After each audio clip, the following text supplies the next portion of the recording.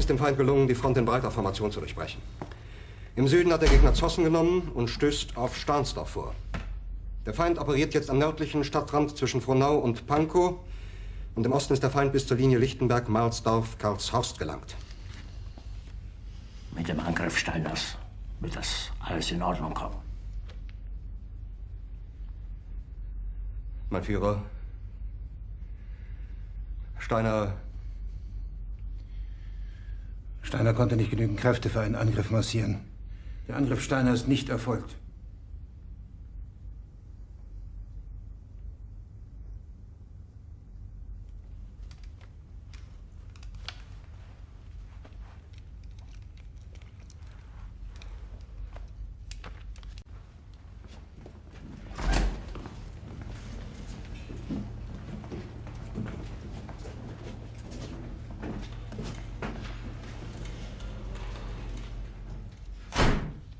Das war ein Befehl! Der Angriff Steiners war ein Befehl! Wer sind Sie, dass Sie es wagen, sich meinen Befehl zu widersetzen? So weit ist das also gekommen. Das Militär hat mich belogen! Jeder hat mich belogen, sogar die SS!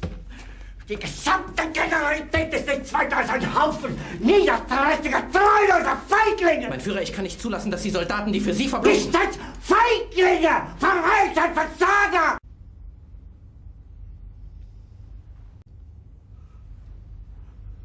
Aber wenn Sie, meine Herren, glauben, dass ich deswegen Berlin verlasse, irren Sie sich gewaltig. Eher jage ich mir eine Kugel durch den Kopf.